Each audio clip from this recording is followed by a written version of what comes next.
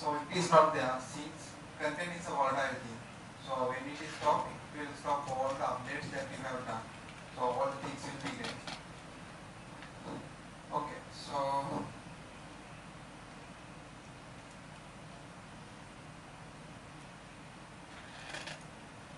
I will do a apt get update, then install it again, and then show how we can retain the changes that we have done.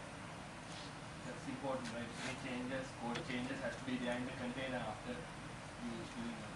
That's why So once the container is stopped, all the code changes are gone unless he is doing in this method. Yeah, so for example, you run a container, then you did some changes. So if you didn't commit it, if the container goes down, all the changes will be gone. You have to commit it. It's like you are making a changes to the software. So it's like Docker is like you use Git for source code. Docker is the same. The concepts are same. You have pull, push, then commit. So the changes are like coming like a layers. So it's same as Git for like OS.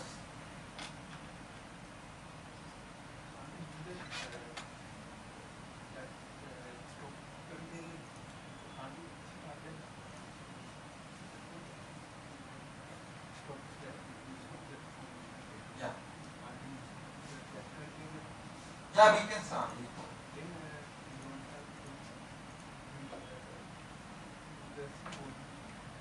No, the thing is, we have the base image. We spin up the container using the base image. So whatever changes after we spin it up, whatever the changes we do inside, if we are not creating another image with the changes, those changes are not there anymore. Because again, the new container will spin up from the base image. So whatever now he is going to show that whatever the changes that we do inside the container, how he is going to persist within the container. And if you use a Docker file, you can do that with a file. He is doing it through the console, logging it. So Docker file is another concept. You have to explain it, right? No. So as you can see now, the command I'm trying to invoke it is working. So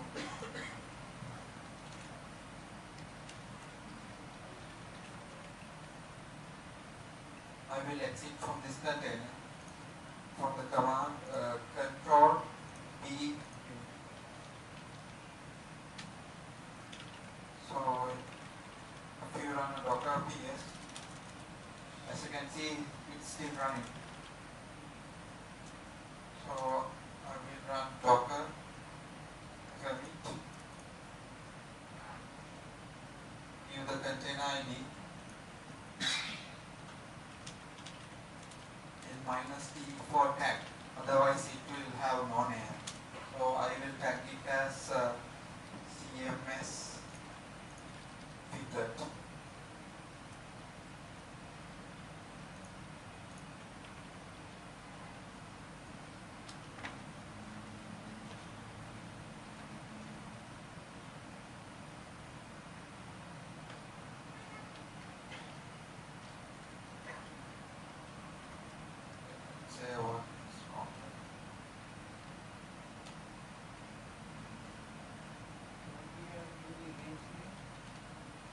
So we have given the image ID and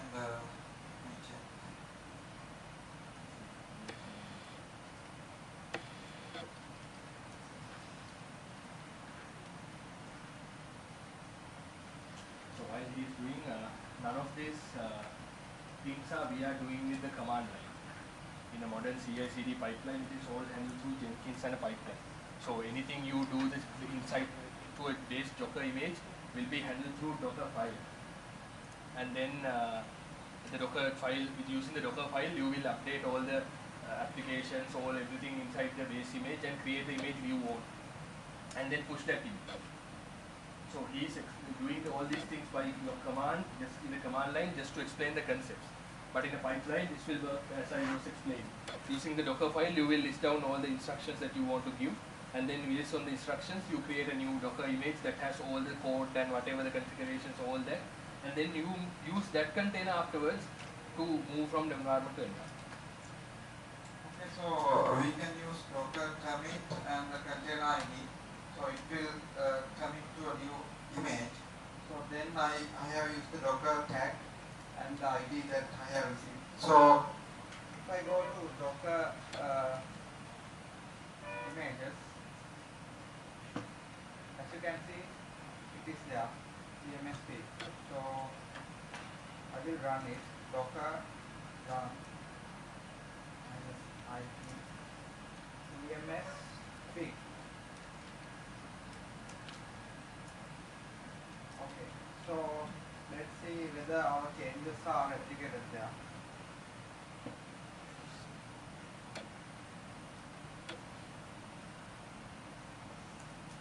As you can see, now that command is working there, since we have committed it and create a new image. So the fascinating thing here is now you have two Docker instance containers running. One is having the newer version of the application, the other one is having the older version of the application. So the fascinating thing is you can do A/B deployment with a, just a click of a button, because you have environment running on the old version and new version. If you want to do a code change, you will create a new image with a new version, new containers, and then spin it up and then do all the testing. Once the testing is done, you just have to point the DNS and kill all the previous version Docker containers, so that the downtime is zero. You will have the new environment without any downtimes or anything like that. That is called the A/B deployment. So the A/B deployment will be supported through Docker using this. And Okay, you can let's see what are the changes that have happened to this base image that I have got. So command is Docker space diff. So for all these commands you can use Docker. Then it will show all the commands that are there. You can use the documentation and get more details about the command. So if I run Docker diff and then the container ID. So as you can see, these are the changes that I have done to the container that I got. First I got the Ubuntu container, then I did some changes there. So as you can see, you can list all the changes that have happened to the container after I got it. This is the diff command. So versioning your environments is really easy, right? You have different versions for each and every small version change of your application. You will have an entire new set of containers, and you can push that containers and use it. Okay, let's see how we can use a Docker file. So first of all, I will create a new directory. Actually, you are creating another campaign using the same image, same bare metal image. Yes. So once you install it, are those both containers using the same image, same bare metal image? So containers are like that. So you know class and object. So container is also like that. Image is a class, object is a container.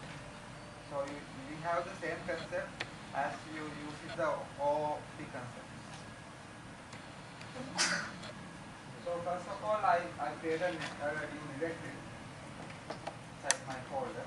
Then I will create a file. The Docker file should have the name Docker CMS Docker file.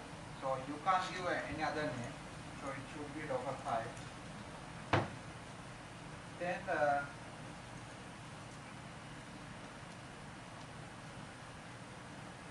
okay. So I will show what are the yeah. So I created a new directory. Then create a new file called Docker file. Then inside that, from Ubuntu, this is the base image that we want to use. Then run apt-get update and then run apt-get install preview. So the same thing that I have done using the terminal, so I can specify it using a set of instructions. So Docker file is a set of instructions that you you given after this step, this, do this, okay, copy these files, things like that, you can do that. So after that, when you build it, it will automatically execute all the steps and build the image for you.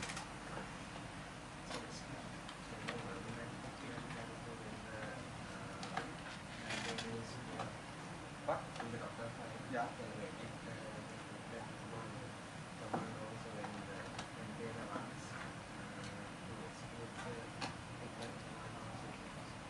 Yeah, it is also possible. So, keyword for CMD, right? yeah. CMD keyword is actually can be used. I don't think that we will do much of it. Yeah, you can, if you go to Docker file references, you can see all the commands that are there. So, Click on the CMD.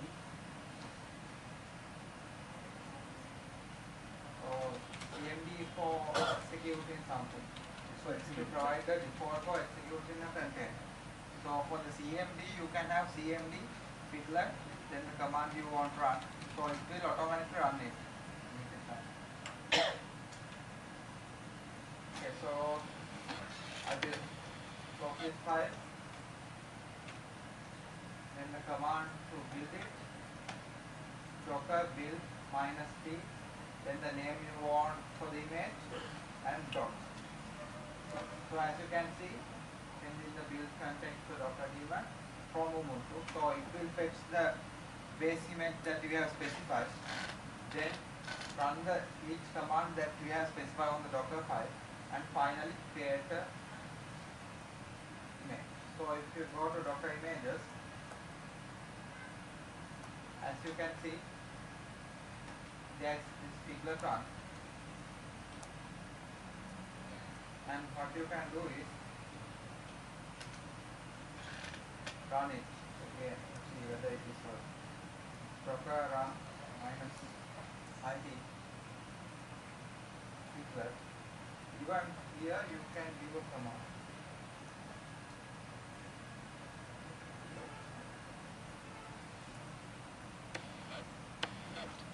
So even when you are running a container, you can give what is the command you want to execute. Okay, let's move something.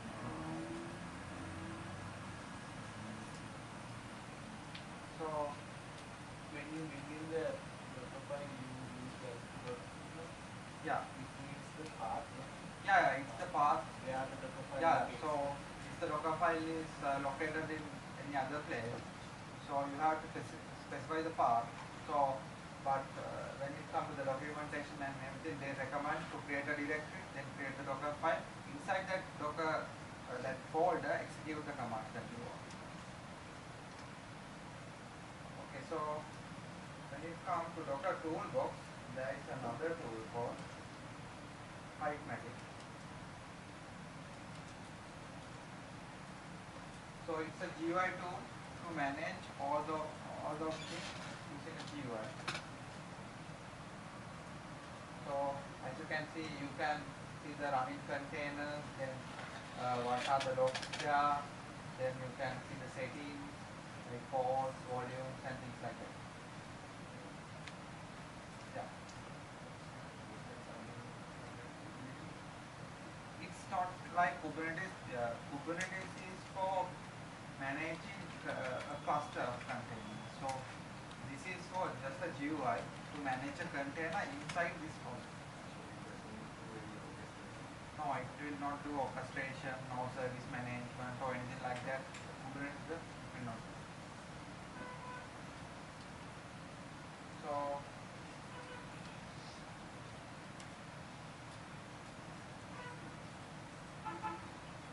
then we will run something from the engine.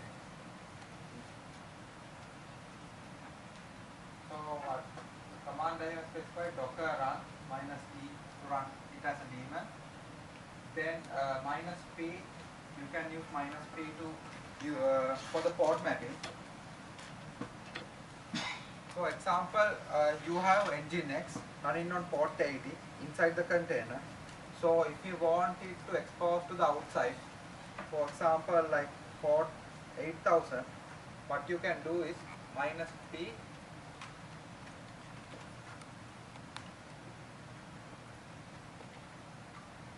like this, you can specify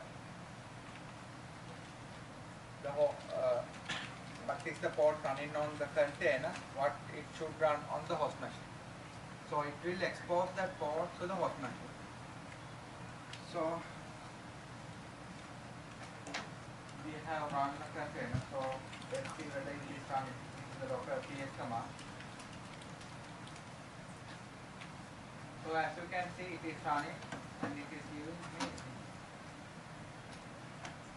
Now we have done the port mapping. So I want to access using a browser. So let's open a browser. Then using the height method,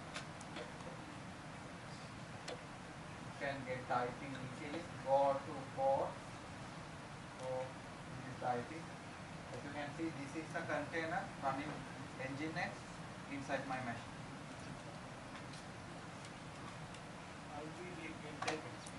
IP.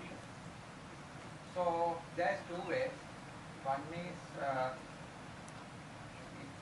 it will be the IP of the, for example, it will be the IP of the Docker. Since I am running Windows, this is on That's because of Docker. yeah. Let's say I have a Linux machine. Yeah, it will be the IP that you have for your machine. Host machine. For example, you have Linux installed on your laptop or something like, it will be localhost 48. Since I am using Windows and using bootloader, now it has a different IP. Otherwise, you can have localhost to the IP assigned to that machine.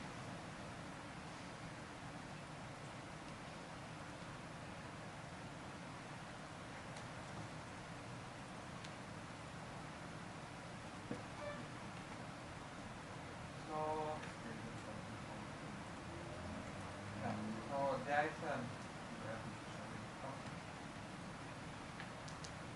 So this is another thing that you want very much. Mountain volume. So Docker containers are volatile. So for example, you want to run a MySQL. So but you have to retain the data. So what you can do is you can mount the volume inside your host machine to a Docker container using -v. So this will mount the src volume inside your host machine to the websites underscore files inside the container. So after you are running this, so if you do some changes to this folder, it will be retained here since we have user volume mount. So this is really valuable when you are running containers. You want to mount volume. For example, if you have logs, you have to mount it to the host machine some path. So then the log file will be retained there. Even after the container termination or we delete the container, even after we are deleted container, the data will be there. So I think that's it from the demo session. So you can easily learn this using the Docker Hub. Docker, there's a documentation. You can read it. And do you guys have any questions?